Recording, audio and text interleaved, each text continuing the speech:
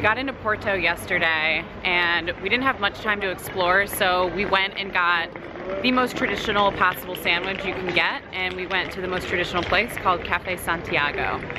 This sandwich is like a mutant sandwich. It was pretty much a combination of a patty melt, a juicy Lucy, a garbage plate. So if anybody's been partying in upstate New York, or more specifically Rochester, you'll know what I'm talking about.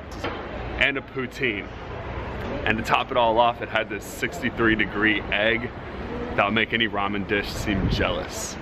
Really good and really hearty is the best way to describe it. It was just like thick, man. It stuck to your ribs. This morning we're going to be trying something a little different. It's ranked one of the top 10 most beautiful McDonald's in the world.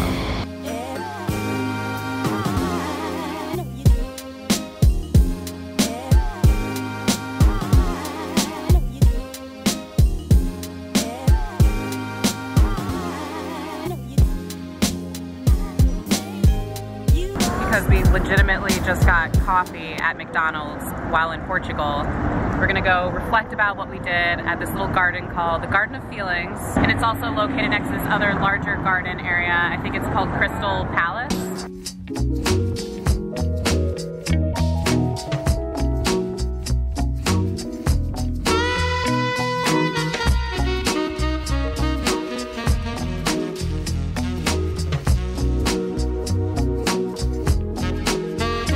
The dome itself is kind of weathered. Nothing wrong with that. It's home to a lot of sporting events and concerts, and right now there's a book exposition going on, as you can see, but I think most people come here for the garden. Right behind us is the Garden of Feelings, and this whole area is just completely covered with lots of different gardens that you can walk through. Little ponds, statues. The views from up here are incredible because you're looking down at the river. It's completely free to come here, and it seems like the thing to do is to walk around, sit down, and relax.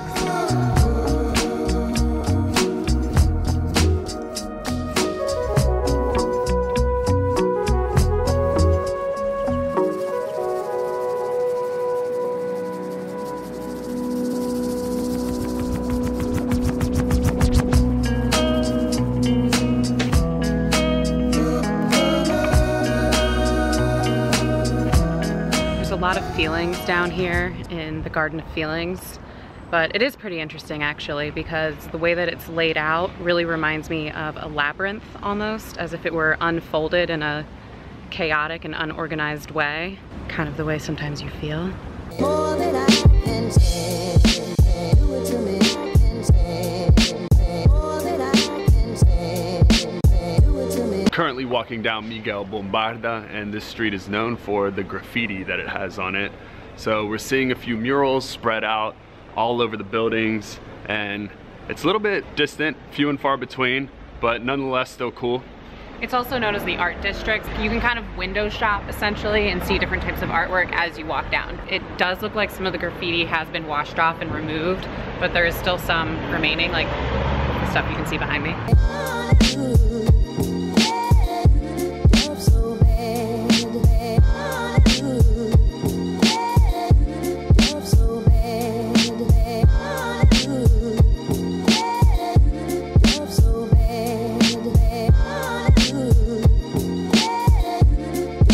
So right now the Gledigos Church and Bell Tower is directly behind us.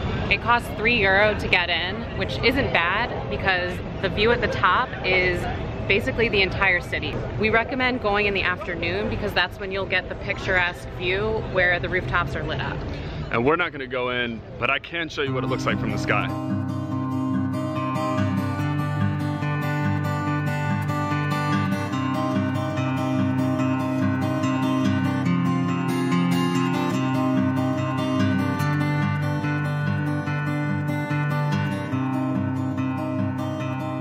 Os meus olhos que se perdem na cor das ondas do mar.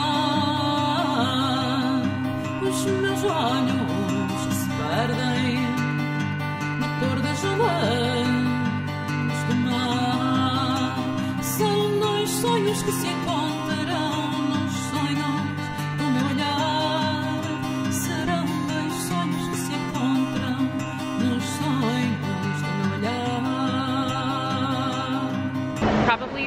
iconic place to visit in Porto to see the blue tiles is the train station. When you walk in, the foyer is completely covered in it, and it's actually really impressive. Tons of azulejo everywhere, and you can see tourists like-minded snapping pictures away in here like crazy. It's probably one of the #1 visited sites here in Porto.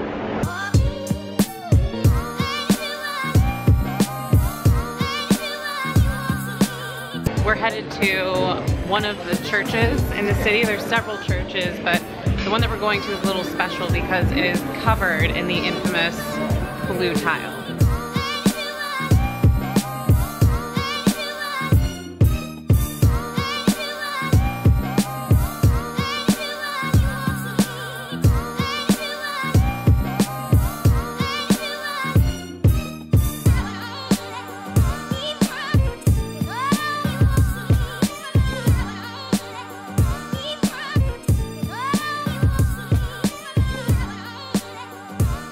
Oh, another day, another viewpoint. As you can see, most of Porto is walking around and there's plenty of sights to see. So we're ending the day at one of the viewpoints. This one's called Victoria. Yes, what he said. Cheers. All that I can say, do it to me, I can say. All that I can say, do it to me, I can say. All that I can say, do it to me, I can say. All that I can say. How you say it? Francesinha. Francesinha. Francesinha. Francesinha. It's my first day in school.